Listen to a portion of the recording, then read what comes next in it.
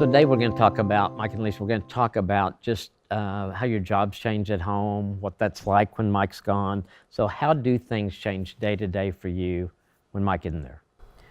Well, the lawn doesn't look nearly as good, for sure. He is my lawn boy, so those things like that, just Some day-to-day practical day things. to day maintenance.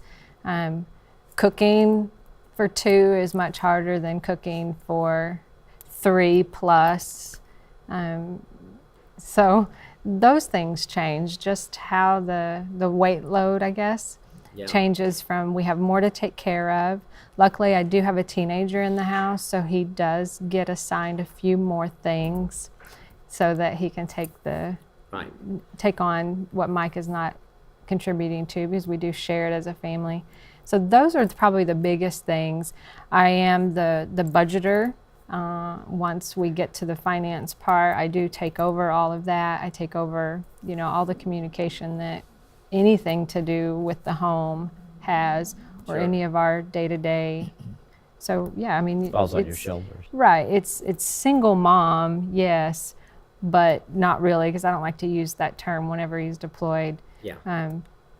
But it feels some of the very day-to-day much things the are same. like that. Very much the same. So is there anything that's important for you not to change while Mike's gone?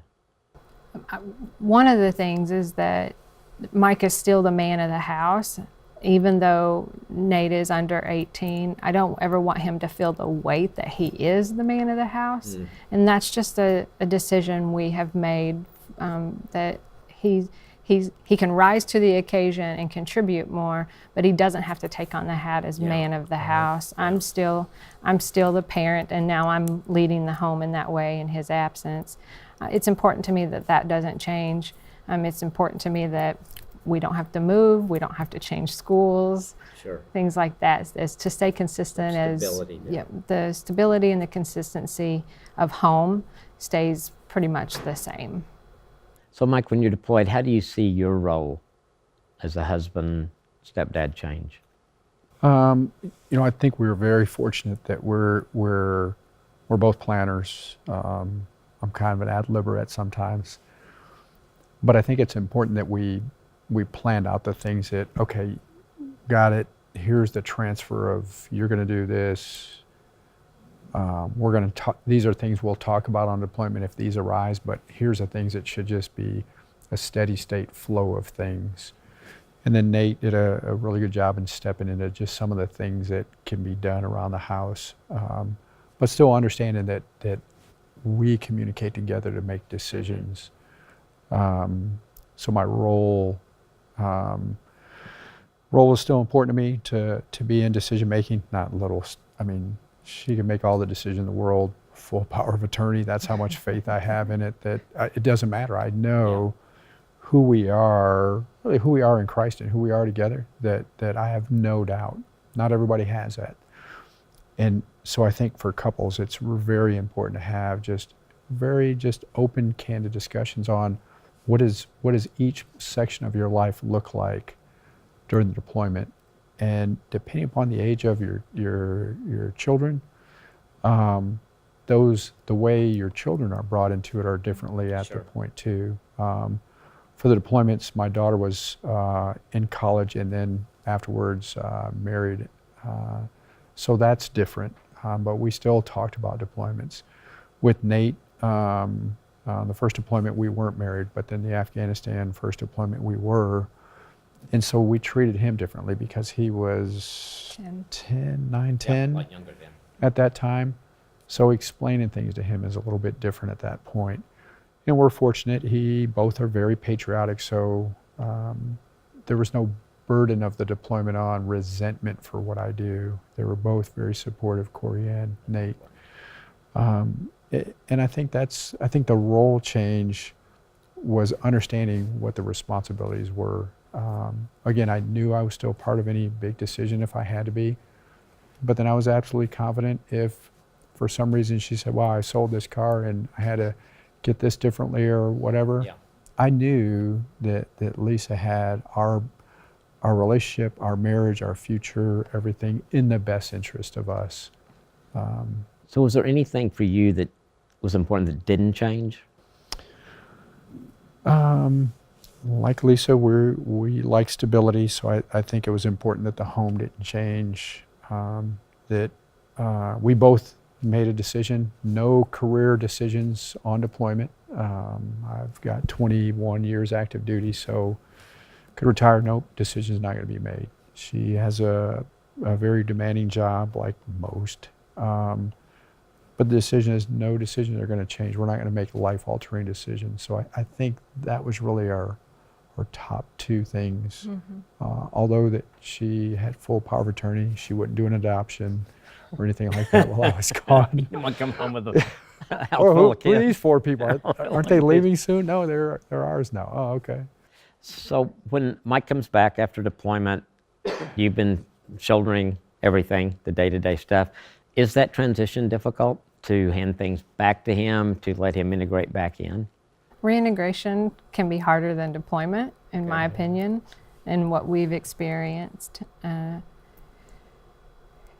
Yes and no. Sometimes it's very easy to hand things over and say, yes, you do it. Like the lawn. Like the Right. lawn and other things. But then we do have to work hard at molding back together again in the phases.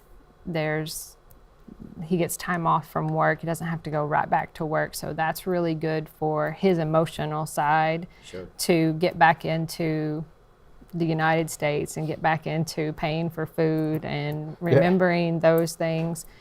For us, it's also a better pace at reintegrating back into this is what our day-to-day looks like now. We're in a different grade at school. We have a different schedule, and this is the current schedule. And him learning that, we've gotten better at it. And so it can be harder, but he also has the mindset when he jumps in, just who he is, he's ready to take on whatever he can. Whatever I would like to give up or let him take over, he will. And those are just conversations that we've had prior to, Sure. and just in learning that this is the way we are going to handle it and the way we have handled it. So, but reintegration can take anywhere from 90 to 120 days, sometimes up to a year to get a new normal back. And so it is difficult at times. How do you prepare yourself then coming back in? Recognizing it first, recognizing everybody didn't go on pause while we're gone. Yeah. Kids got bigger, Lisa's gotten another year old, you know what I mean? Things change while you're gone, and the absence of someone makes a change in and of itself. I think we're a lot better this reintegration because we both really recognize triggers now that are like, okay, hang on a second. Let's just pause for a minute. Let's really take a second. Let's have a quick, huddle real quick and go, okay, what's really the root of it? I'm being very deliberate of where it is. I think we did a very good job this time of getting away. We went to a marriage retreat. We try and stay proactive on communication and that. We don't want to go when it's an emergency. So in January, while I was deployed, Lisa found a great marriage retreat on communication, and we literally got away, and it just allowed us time to really talk and be together. Yeah, I thought that was, when Lisa told me you guys were going to do that, I think it's a great idea, just to have, one, get away, but also have a little structure around getting back on track with some things. It's really good. And I think the other part, just being open and honest. Hey, it's a tough day, or hey, I'm feeling kind of a little different today. Things don't move at the speed of light. Sure. Pace is a Especially- big one. Yeah. And hey, I thought I talked about this once. That's right. I'm sorry. Maybe I have to say it a couple. You know what I mean? Just the Right. She's realities not a of soldier. life. She reminds Leaves me the of rank that. at the door. She reminds me she's not a And that soldier. Colonel rank stays at the door when you come in. Stays at the Park door. it. Park it right. outside. That's right. But I think we're both structured, so I think that helps.